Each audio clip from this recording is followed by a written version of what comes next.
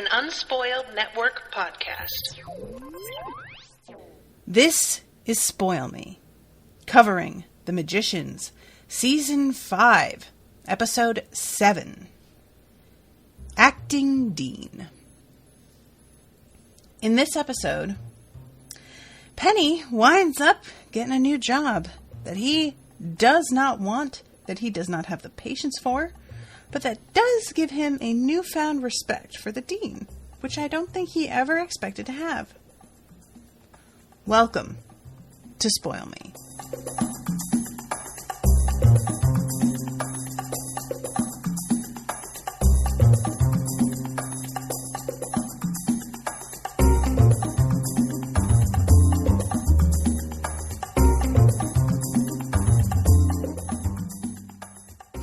Welcome to the show, everyone. I am Natasha.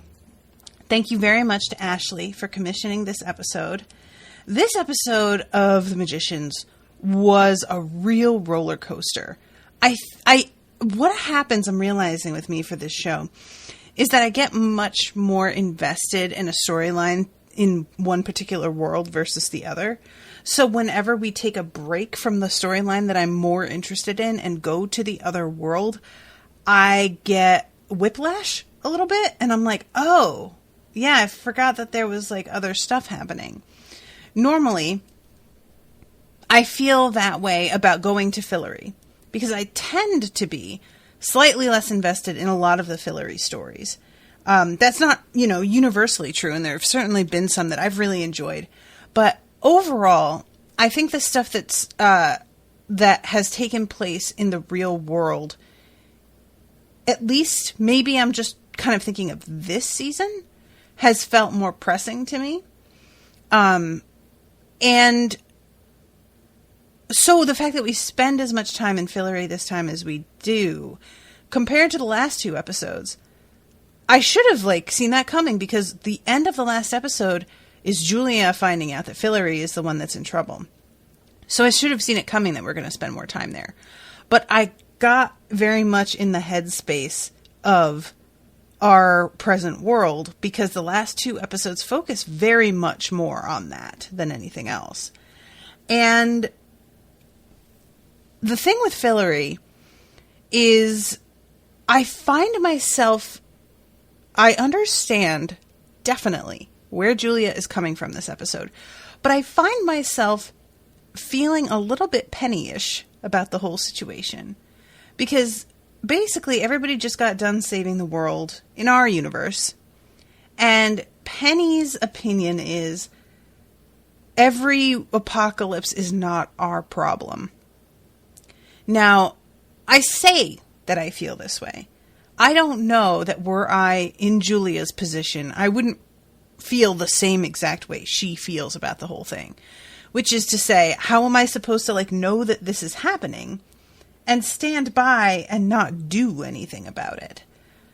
I can't do that.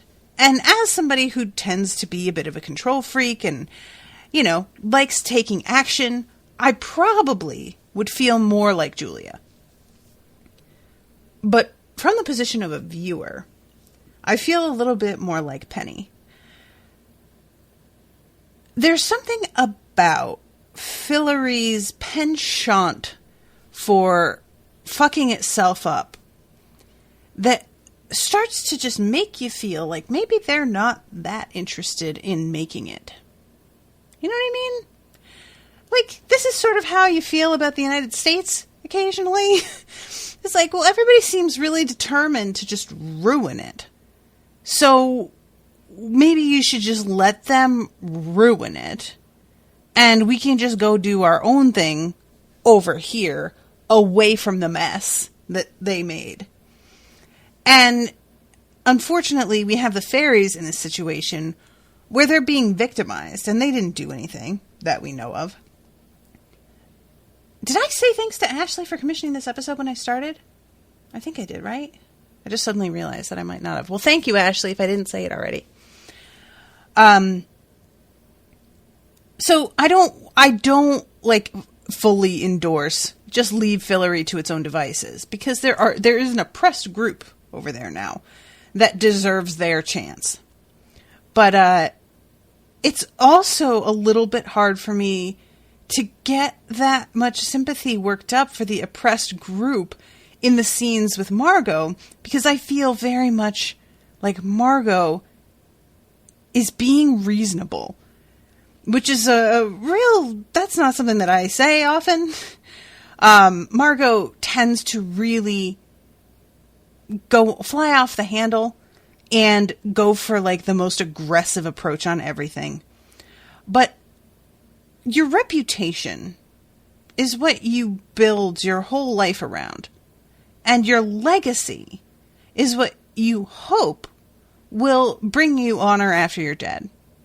And for Margo to see that her legacy is a bunch of bullshit that is invented, and she's supposed to somehow be held accountable for a bunch of stuff that doesn't actually have anything to do with her. She never did half the shit that they're or isn't responsible for the overall outcome because she was doing her best.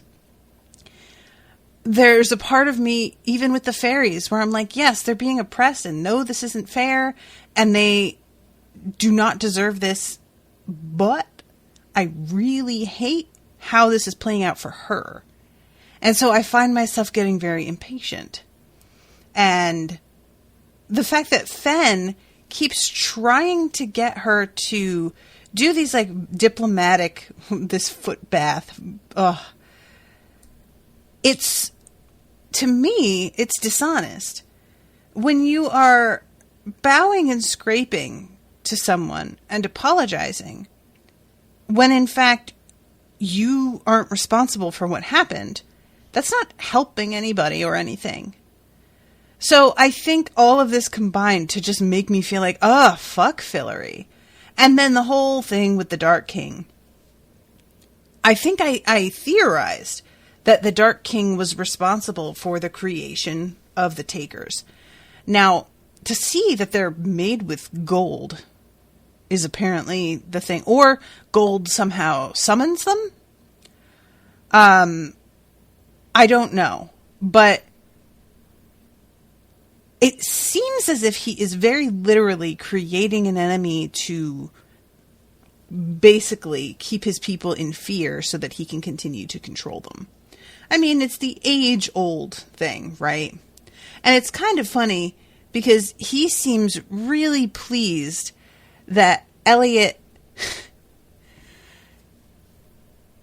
brings to his attention that the head of the Centurions, what is his name? I'm forgetting, guys. He's really pleased that Elliot brings to his attention that this dude is creating allegations against the fairies by getting these beetles that like shit gold, literally, to produce gold, and then going and planting it in these fairy encampments and pretending that the fairies stole this from other people. And he seems to be really like, oh, thanks, Elliot, for making sure that there's honesty in my court. But then turns around and does this thing. And part of me is like, okay, look, he's the Dark King. We knew he was the Dark King. The fact that he's responsible for these takers isn't surprising. They corresponded almost precisely with his rise to power. That seems like it just obvious to me.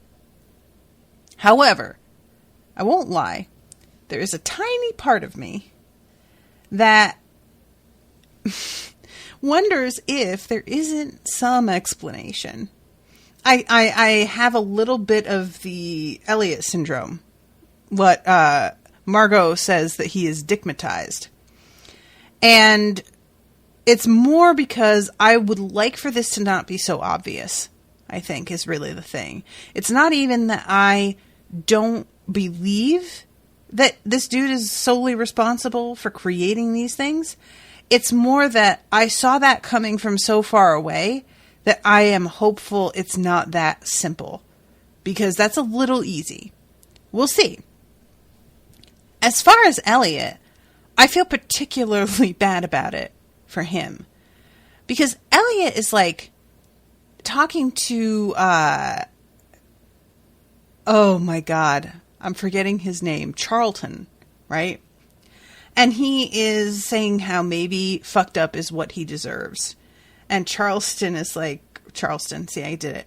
Charlton says, yeah, no, that's not true. And also, anything that happens to you happens to me, and I don't deserve that. I deserve better than that.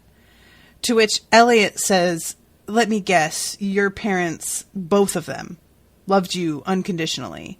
And Charlton says, yeah, how'd you guess? And Elliot's just like, mm-hmm.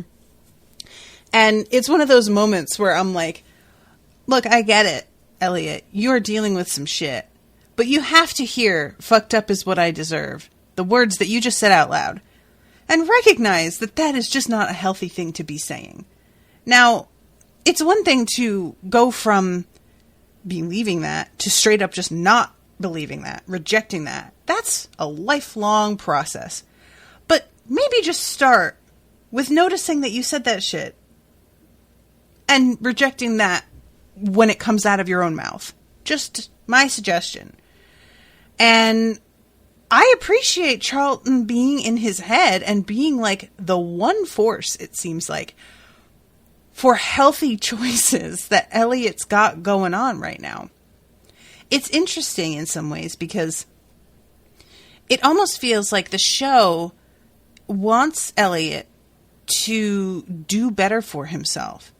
And they didn't see that working out with his relationship with Margo. Because Margo, she's a tough love broad, right? Like, she is certainly going to listen to him and be there for him to support him. But she isn't going to help him work through his feelings. She isn't going to be his therapist. She isn't that kind of friend. And that's, I'm not throwing shade on her.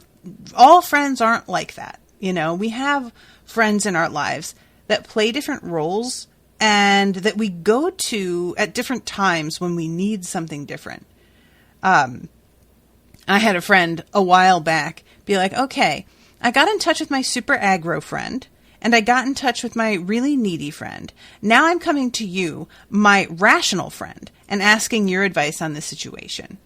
And that's the thing. You have these people who function differently. It's like, okay, I want to go out, get drunk, and hook up with a random and act a fool tonight. I know exactly who I'm going to call to come with me to do that.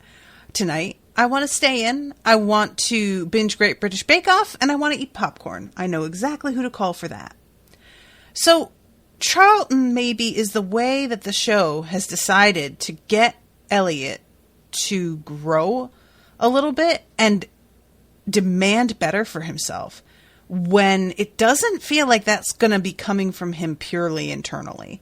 And it's not as interesting to watch it be purely internal. The tricky thing with TV versus a book is you could probably have an internal journey for Elliot where he grows and demands better and is more, he's, you know, got higher standards. And reading it would be compelling.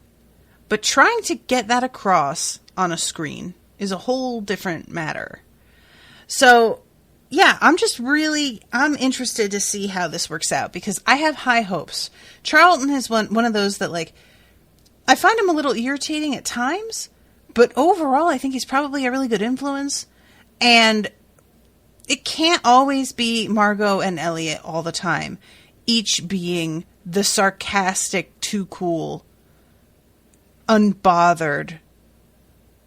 Like, they can't always be that pair, that dynamic. Margo has gotten a bit of an outlet for herself with Josh, you know, and not to say that she turns into a totally different person, but she becomes a little less guarded, a little more vulnerable, and Elliot hasn't really had that kind of counterpart, and I rather like that the counterpart he's being given, or so it seems, isn't romantic. That's unexpected. It tends to be a romantic interest. And I also like that it's somebody that others can't see. And so there won't be any particular judgment coming from them about him choosing to trust this person. Because, unfortunately, whether your friends seem to like a person or not can play a role in whether or not you continue to like a person. And part of that is peer pressure, just straight up. But part of that is also, if you've been friends with other people longer, you begin to trust their judgment. And if they say, oh, that guy, you start to be like, oh, is he that guy? Oh. So I like that this Charlton character is insulated from all of that stuff. And he has such insight into Elliot's behavior because he watches everything that Elliot does. So Elliot can't lie to him about what he's up to. Charlton is completely aware of every choice he has made for the longest while. Like, what, the last year, maybe? I think this is like having a therapist, but like on steroids, you know? So I don't know. I'm very interested to see the developments here. All right. So let's start off the episode with the Todd trying to sing this song that he was apparently sung about how he needs to be the hero for Fillory. And it's a pretty good moment because he asks Julia, will you help? And Julia says no, and he looks like he wants to cry. And then she immediately follows up with, I am going to completely take this over and away from you. And he's like, oh, thank God. And honestly, I felt that shit in my soul. Can we just have an aside about the Todds of the world? And the Todd in this show isn't a great example, because the Todd in this show is self-aware. He knows he's not very good at shit and not super competent. Kind of a joke. He knows that he has straight up stolen most of his style from Elliot and is sort of just trying to be Elliot 2.0. But the Elliots of the world who are chosen for positions simply because of the fact that they are a dude almost never, ever realize that they are incompetent, that they are the wrong one for the job. And that's what's so devastating. When you are a person who is raised in a world that shows exactly you, a straight white male, and I'm saying straight with Todd only because I don't feel like we've ever seen him hook up with a dude, but he does seem somewhat like he's maybe bi or gay. Well, not gay, because he definitely takes a hand job from Margo several times. So maybe bi, cis at the very least. When all media and all leadership positions in the world are filled by people who look like you, you begin to see yourself in those positions by default. It's not even a conscious thing, you know? This is what privilege is. So Todd is, like, luckily for him in some ways, surrounded by people for the last few years who are more than willing to call him out on being not good at whatever thing it is. Pick a thing. He's not great at it, other than fucking up. And so he's actually started to listen and internalize that. But that's so rare. Guys, I have worked so many jobs, and I have so many amazing female friends who work at these jobs with dudes who are in charge for no good reason. And I am saying that with 100% certainty, no good reason. There is nothing about these guys that makes them better for the job than the women who also work there. They do not have more experience. They do not have better productivity. They do not have better leadership skills. They are not more organized. They are not better at the job. That never, ever seems to be a problem for them. They still get handed promotions and raises and projects, and it's obscene. And if you are a dude listening to this show and you don't think that this is true, I encourage you to talk to any of your women friends in good faith and make it clear that you are asking in good faith, because women can tell and they won't tell you shit if they can smell you're in here for a fight. And if they are in a professional setting, ask them if there are men who are their superiors that they feel don't deserve to be there, and why. And just sit back and let them tell you some stories, because it is astonishing. One of my best friends, who's going to be my maid of honor, has a superior who has lost the company probably at this point thousands of dollars, if not tens of thousands of dollars, because he has failed at multiple parts of his job. And yet he is still working, and he was given another raise while she has followed behind him fixing his mistakes.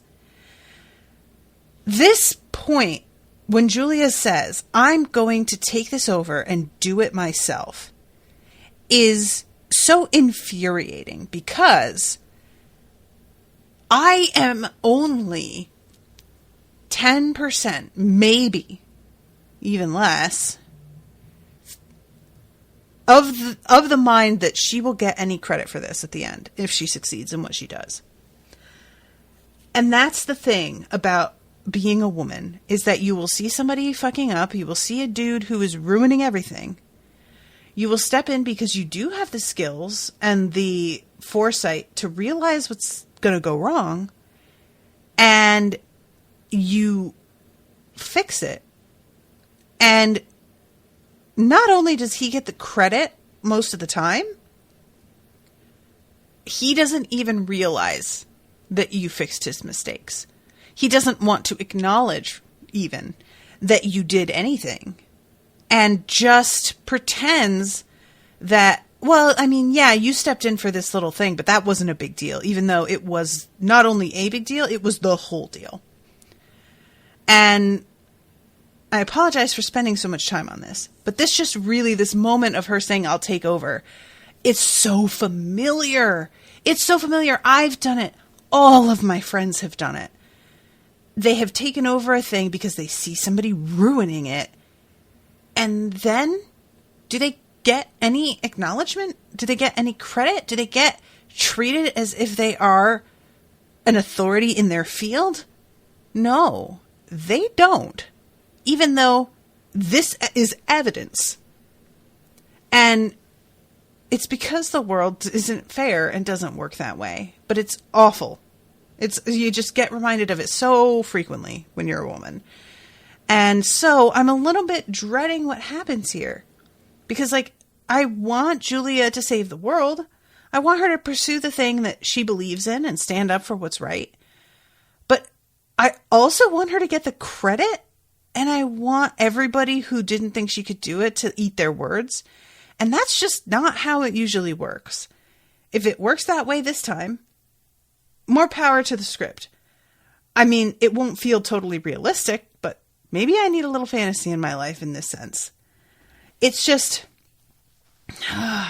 it drives me fucking bonkers. So, all right. And then we have, right before the cold open, we have Penny showing up late to a staff meeting. He says something about how he's late because he can't travel anymore, to which the woman he's speaking to, who I don't think we've seen before, have we?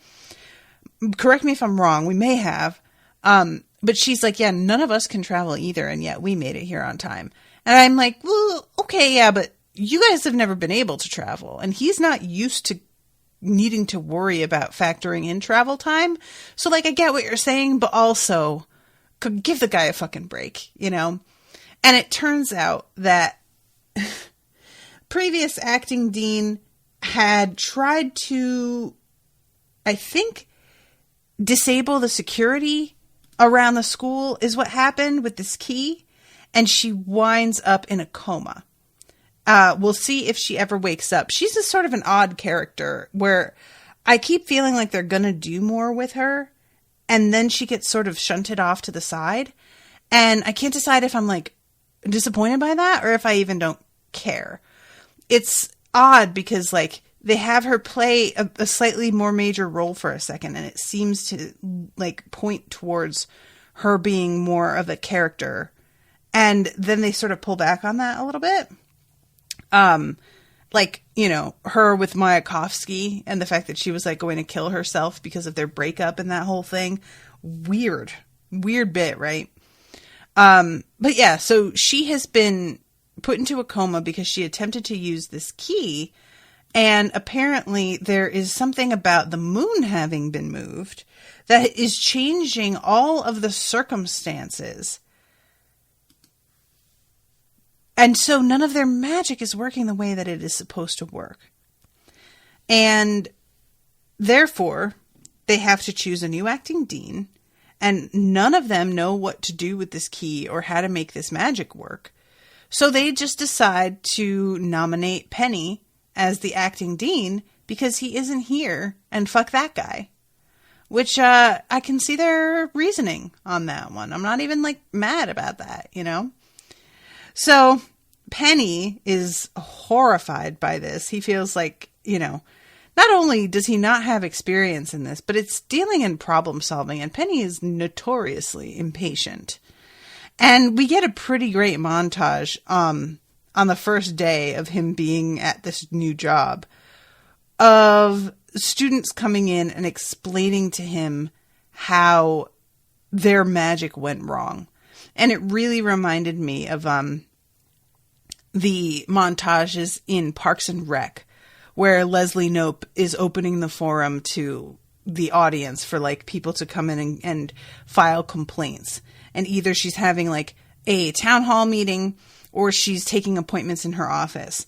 And it's people complaining about the most bullshit, like, so not her problem kind of thing. The difference is these people's problems are his problem. They, like, it coming to him, it makes sense. They've got magical mishaps that went left, and they're coming to somebody who's supposed to be an authority on magic to undo them. It's very dismaying to know that Penny isn't super great. Like, he's a decent magician. I don't feel like I've ever seen any evidence that he's, like, a prodigy beyond his traveling, which he doesn't have anymore. So I feel bad for these kids coming to him for help when we sort of know how little help he's actually going to be. But they don't have any other, you know, resources at the moment. And the scenes with all of the, like, problems that they bring to him, we never see him actually solving any of these.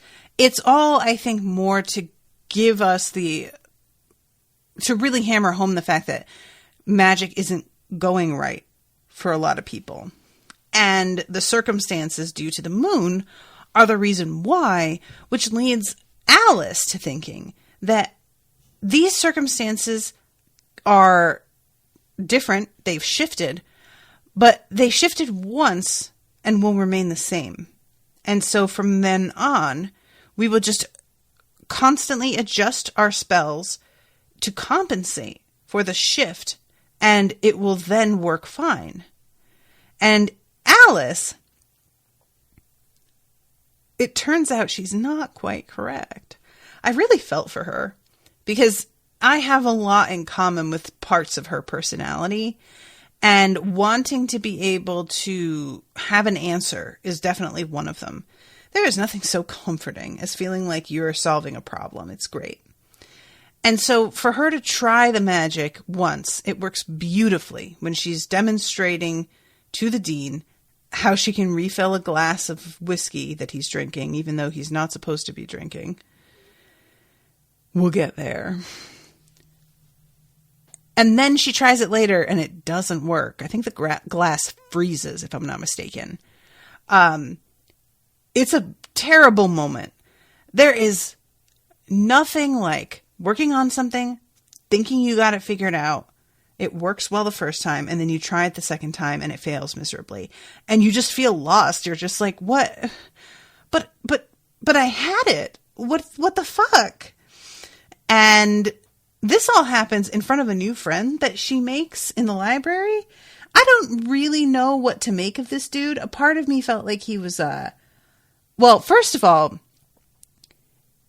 he's mansplaining, but he's doing it in that way that dudes do where they think it's cute because they're actually sort of hitting on you. And I can't decide if it, like, I feel like it's not charming. I don't think I liked it.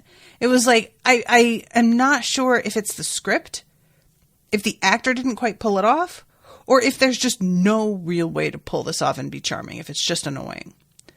But he insists that he can, like, take the wards down a little bit later and winds up getting injured. And so they wind up teamed up on this whole other thing that I will circle back to. But I just wanted to mention the fact that Alice thinks that she has the circumstances figured out, and she does not. So, I'm going to back up here a little bit and talk about Fillory, and then we will get to the whole thing with the dean at the end. So, in Fillory, we are with Elliot and Margo, and Margo is delighted at the fact that all of the other soldiers are afraid of her because they think it's her time of the month. And Elliot asks the woman time of the month or wolf time of the month, to which she's like, who cares? Either way, they're very afraid. And I really enjoy it. And she says, I'm off the hook for a couple weeks because of that.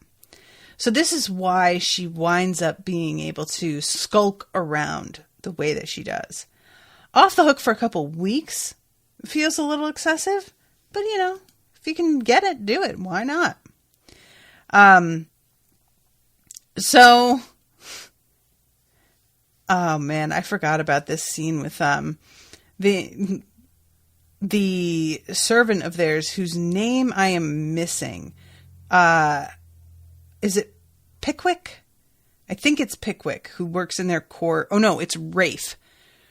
Rafe is talking to, I think, a tiny kangaroo or a, what is it? Because he calls her your pouchfulness, and she kind of has a kangaroo, is a marmot. I think it's a marmot. And they come up to him to try and get a little bit of tea.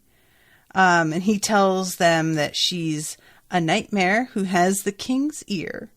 I took the job with her to get on the king's council, to make the king's council more animal friendly, but that creature is a traitor to her own.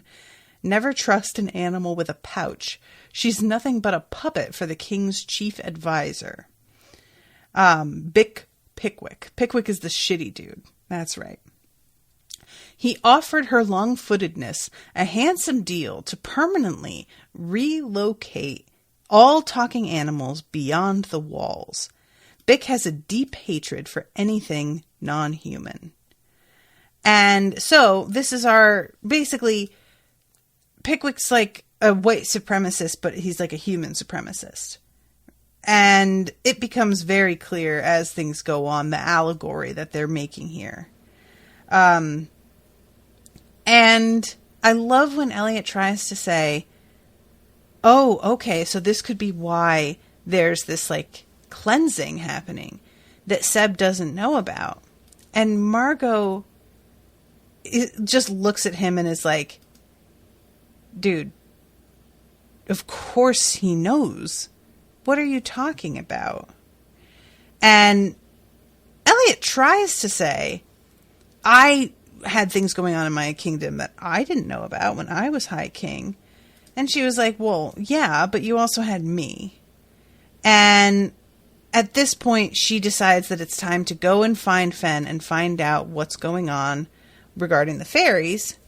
And Elliot is going to try and get some information out of Seb to see what he knows about what's going on. So we see this meeting with Pickwick, and he is telling the king about how the fairies have definitely, like, stolen more gold, and we need to take care of this, like, infestation and the fact that they have stolen from the hardworking people, yada, yada, yada. To which Elliot is like, that's not how fairies work, though. You know, Pickwick says that fairies are stealing and hoarding this gold. And he's like, no, they don't really care about gold. They care about their mushroomies, and they love to sit in water and take baths and stuff a lot because they are basically mushrooms. They don't care about that stuff. It's not their MO. And I appreciated him stepping in here, and the look on Pickwick's face when he says something is just the fact that anybody would gainsay him at all. He really is angry about. And when we find out later what he's doing with these like beetles and how he's setting the fairies up, I don't remember what they wind up doing with him. Do they just throw him in a dungeon? They don't execute him, right? But I imagine that this isn't going to go well for Elliot further down the line. So yeah, he says something about, like, Pickwick says they're untrustworthy, and Elliot's like, okay, look, yeah, I mean, they are crafty, is the word he says. They're very good negotiators. They function by the letter of their agreements, but they aren't thieves, and that's never been what they do. If they have gold, there's a reason for it, and we may as well begin with diplomacy, because you can always follow up diplomacy with force, but you can't go and try force and then be diplomatic afterwards. That's not how that works. And the king appears to listen, but I was just so suspicious of him this whole time that when Charlton is like whispering in Elliot's ear about how, like, oh, I can see it, I get the charisma, I was like, do you though? Because I don't really see it. I mean, he's hot, but that's kind of it. And then as soon as he finishes saying that, Charlton looks at Elliot and says, I do get all that, but trusting him? Truly? And I was like, oh, okay, good. Thank you, Charlton. Appreciate you. So what follows is, like, Margo gets captured by fairies. She tries to say that she is on their side and working for them, and they do not believe her. She explains that she's undercover, and she uses, she uses some harsh language that doesn't exactly endear her to them. I do enjoy the expression on the fairy's face that she's speaking to, who is just like kind of disgusted with the way that she is behaving.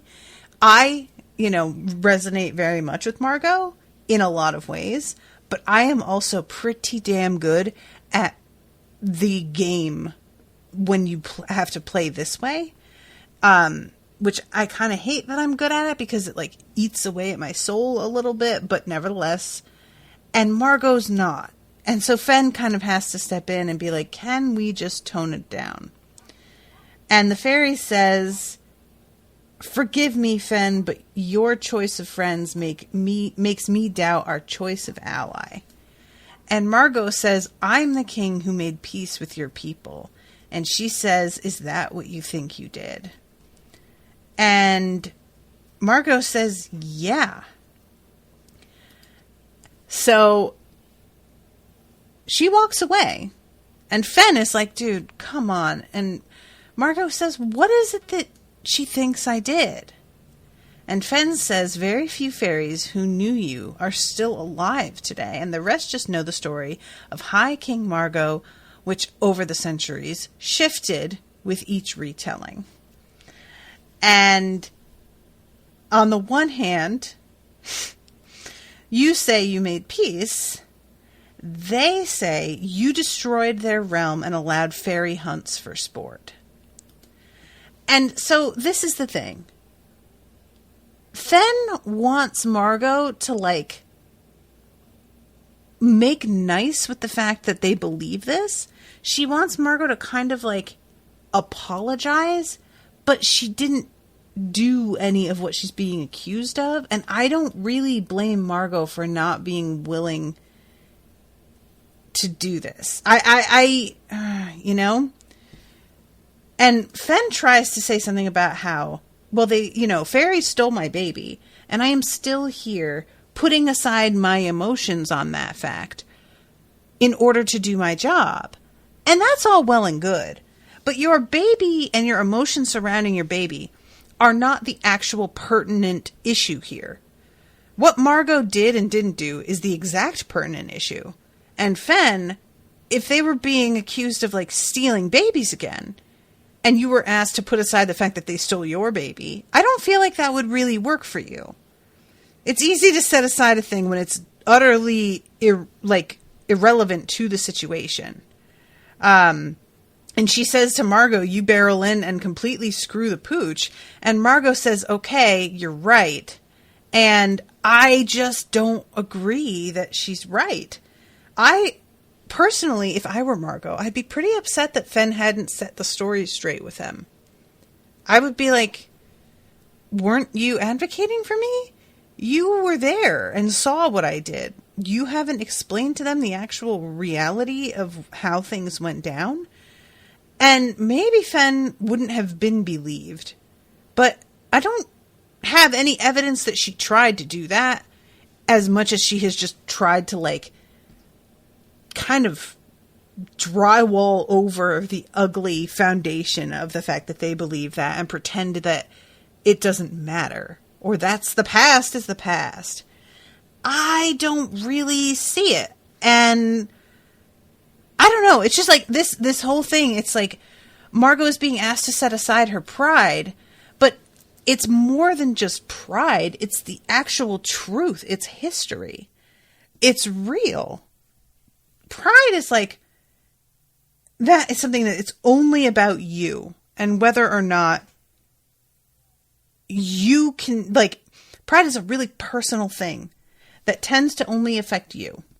And so when you are being asked to set it aside, it is for the sake of everyone else.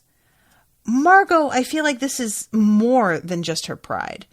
They don't trust her to advocate for them now, even though there is good that she could do, because they don't believe that she advocated for them before, which she did.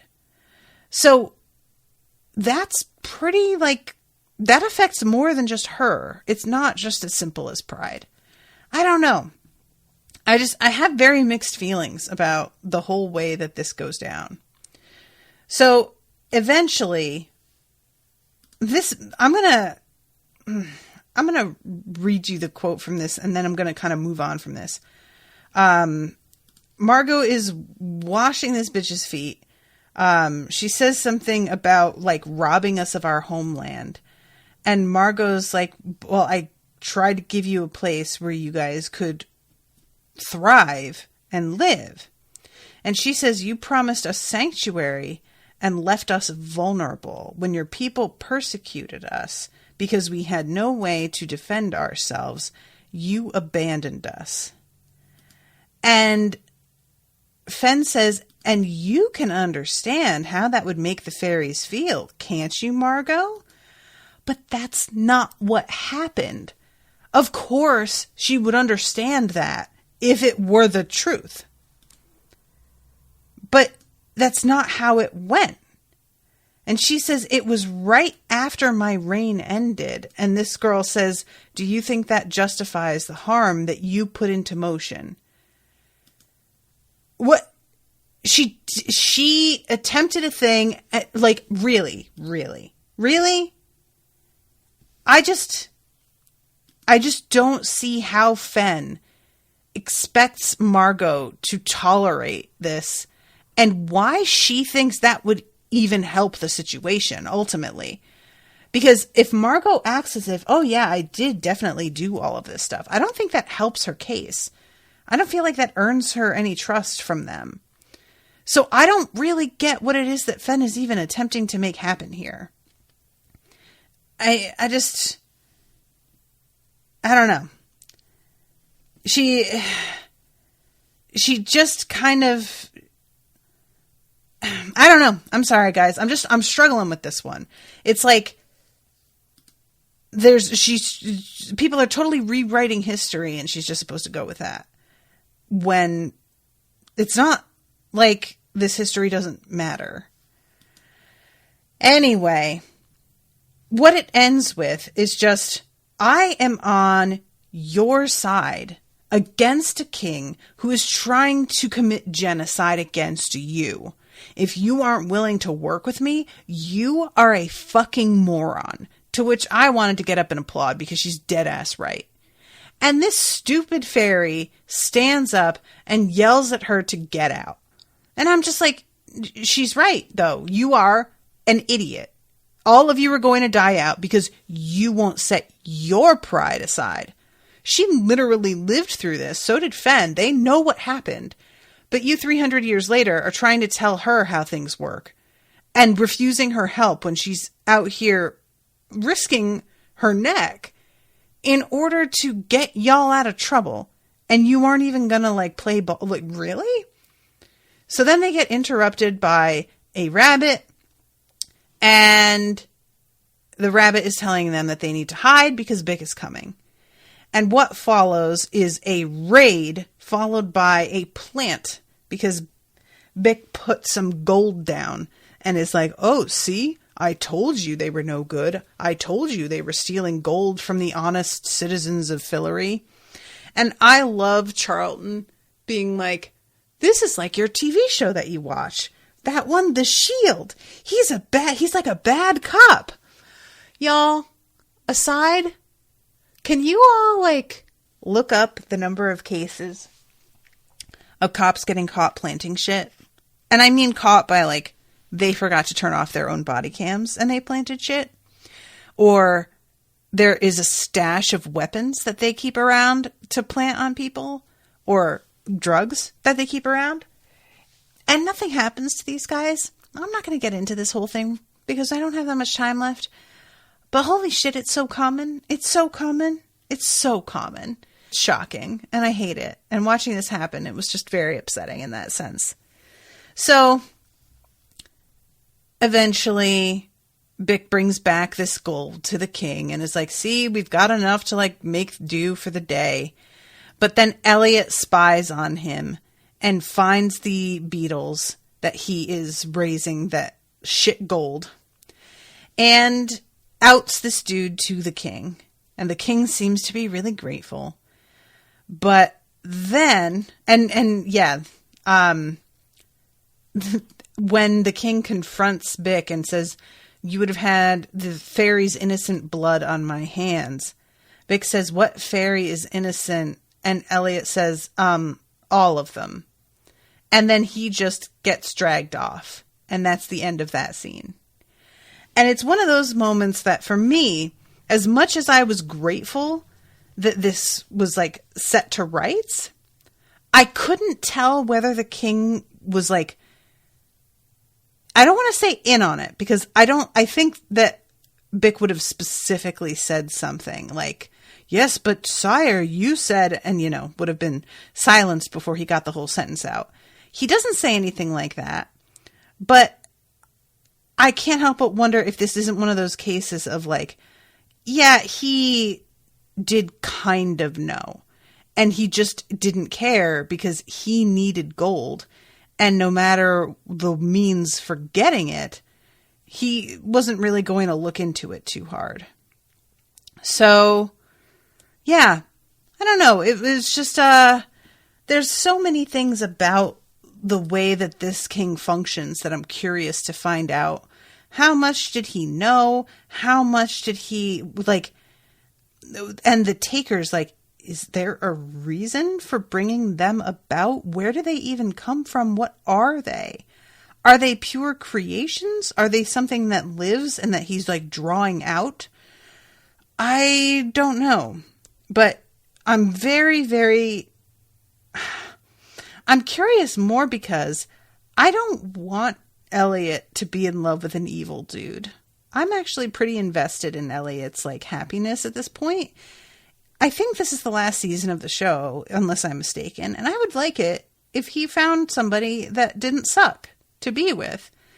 Not that you need a partner in order to be happy, but Elliot is somebody who really does benefit from a partner in his life.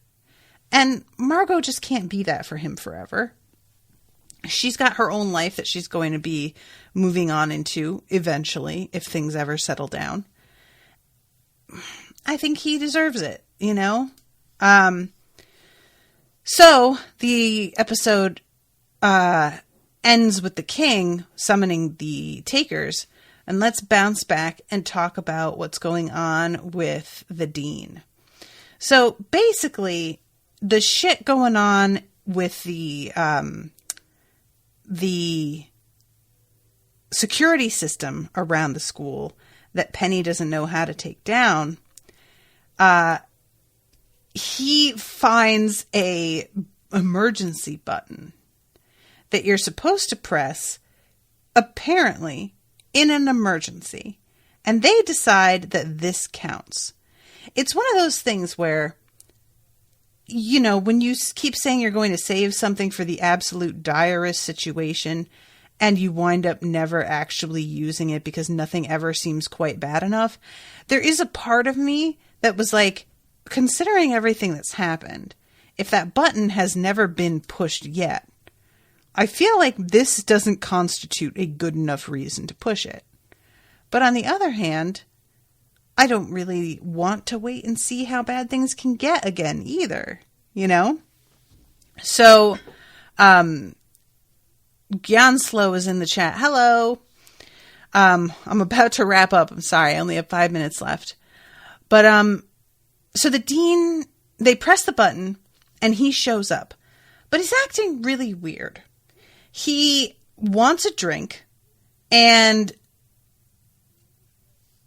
Penny's sort of like, okay, but you were trying to be sober. And he's like, yes, I was. And there's a bit of you that when he says, well, the etheric realm was a lot, I was willing to be like, okay, so he was sober when he went in there and things happened in there and he came out and he doesn't feel like doing that anymore.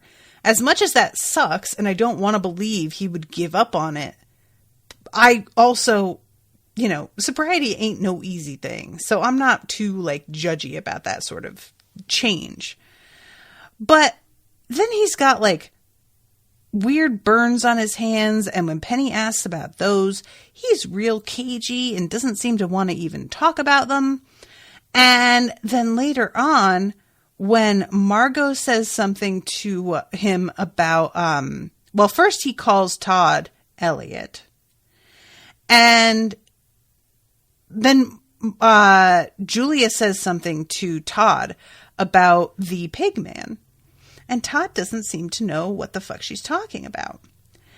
And she gets very suspicious here. And what has happened in the meantime is that she and Penny have gotten into a massive fight over how she wants to save the world and he doesn't. And they have basically broken up. And she actually, there's a pretty good moment in that conversation that I rather liked, because Penny says something to her like, I know that you want magic to mean something. And she's like, oh, I get it. Okay. So this is all just about me being in mourning for my friend. And it's me like acting out, but you think that eventually I'll just get over it and I won't care anymore, or I'll give it up at some point. And as much as Penny tries to like, he tries to say, no, that's not it. Low key, that sounds like it's exactly it, Penny. Like, I'm not trying to even throw that. I'm not super mad at you for that, because that's a valid reading of maybe why she's behaving how she is. But also, I would imagine that part of what you like about Julia is her like sense of responsibility to do something positive with magic. And so would you still care about her the same way if she didn't want to save people? That's my main question with things like this is when you ask a person to fundamentally shift the priorities that they have, you have to really keep in mind whether or not the priorities as they presently hold them are a reflection of who they are as a person. Because if they are, when you ask them to change their priorities, you are asking them to change who they are. And that turns into, do you really love this person as they are? Or do you love a version of them that behaves very differently in certain ways and doesn't actually exist? And that's never an easy question to answer, because sometimes you can really love a person and want them to shift major parts of their personality. But you have to admit to yourself that that's what you want, that you want them to change parts, big parts, about who they are and what drives them. So when Penny's like trying to tell her that he wants to settle and just have a life, I just wanted her to say, with who? Because that's clearly not who I am, and I thought you knew that. And it just doesn't seem like he's willing to really admit that that's who she is and that she has shown him that's who she is. So anyway, they've split up, and she decides that she is going to pursue Todd and the dean because they're both acting really weird. And Penny, for his part, is very willing to just overlook it, because basically Penny feels like he has bigger fish to fry. They're out here working on this whole thing that is basically something he wants nothing to do with, and he's more than willing to hand it over. What follows is an amazing scene in the hallway where they run into Todd, and Julia stops him because he's got some, what is it? It's like cinnabar, I think, in his hands. And Julia has noticed some landmines, and Todd is sort of rushing through, and she warns him about the landmine, and he seems to dodge around one and is very, turns around and is like, thank you. But then he steps right onto another one and explodes in a truly spectacular bit of, it's really horrifying. And I kind of love Penny being covered in blood on the face. Julia covers her face, and so it's not so bad. But then other Todd comes running up behind them, and it's very confusing. And this is when we find out that he had been tied up, but not well, and just escaped in time to see the other version of himself explode. So they replace this jar of cinnabar with just cinnamon, and then go to the greenhouse where Dean Fogg is about to try and work some magic. And it turns out this is a psycho version of the Dean. That's what Todd calls him. And what he plans to do is pull all of Breakbills from this timeline into his own timeline, because he found out that he has a daughter. And I guess really what it comes down to is he thinks that she should get to go to Breakbills, but he killed everybody at his. So now he needs a new one for her to go to school at. And that's literally, I think, all it is, which is hilarious. And so he tries to use the cinnabar to activate the spell, but it's just cinnamon and it does not do the job. He gets knocked out, and they wind up putting him in the clean room where he can't perform magic. Part of me wonders if that clean room is actually clean because circumstances have changed. And I don't know what how that works. And I don't know. But the whole scene with him and the weirdness of the other version of him, I like it. I think this is an interesting idea. I always enjoy the like evil twin type trope, and this is just a neat way to do it. And, you know, parallel universe thing. It can be very interesting. It can be done in a hokey way, but I liked this one. So I think I've talked about pretty much everyone's deal. I'm out of time, but I'm just super curious. So many things have like been started up this episode, and I'm just very, very interested to see where they go. Oh, and also I want to mention that I think it's Hale Appleby. Is that his name?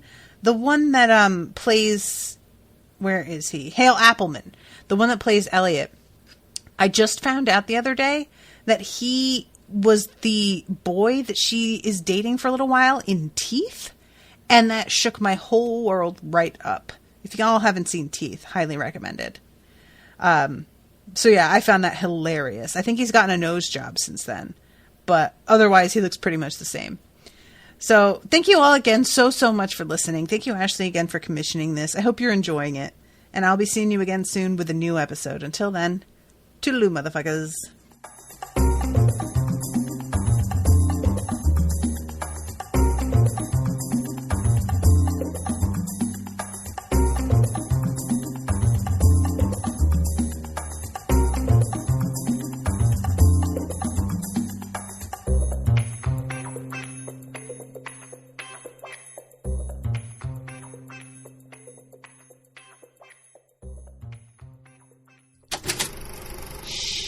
That was an Unspoiled Network podcast.